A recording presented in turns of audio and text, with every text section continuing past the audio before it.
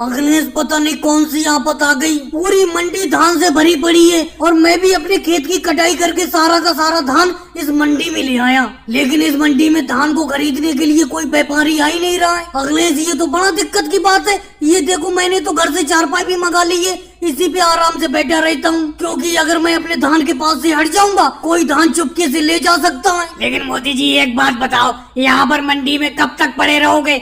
आज आपको 4-5 दिन हो गए और इस मंडी में आपके धान का एक दाना तक नहीं बिका है। मैं कहता हूँ बराबर वाली मंडी में इस धान को लेके चले जाओ, वहाँ पे ये तुम्हारा धान बिक जाएगा। अखिलेश तुम्हें क्या लगता है मैं खाली बैठा हूँ? आस पास की मंडियों में 50 फोन लगा के पूछ चुका हूँ, लेकिन किसी मंडी में धान का व्यापारी आ ही नहीं रहा है, कोई धान खरीदने के लिए आ ही नहीं रहा है। अब एक बात बताओ, इतना सारा धान है मेरे खेत का, कम से कम ये 300 कुंटल धान होगा। अब मैं दोबारा इस धान को लोड करने के लिए ट्रक मंगाऊं, फिर ट्रक को दूसरी मंडी में ले जाऊं, क्या मैं यही करता रहूंगा? मेरे इस धान का सारा पैसा तो इधर उधर ले जाने के बहाने में ही खत्म हो जाएगा। अरे राहुल वो देखो, एक व्यापारी आते हुए दिखाई दे रहे हैं, लगता है अपनी तरफ आ रहे हैं वो। भाई साहब ये धान की ढेरी क्या आप ही की है? जी भाई साहब ये धान की ढेरी मेरी ही है। बोलो क्या रेट में बेचोगे इस धान को? बोलो, अगर सही रेट में बेचो तो सारा का सारा धान आपका मैं खरीद लूंगा। भाई साहब वैसे तो धान ये मेरा महंगा बिकना चाहिए था, लेकिन कोई खरीदने के लिए आ नहीं रहा है, इसीलिए मैं इस धान को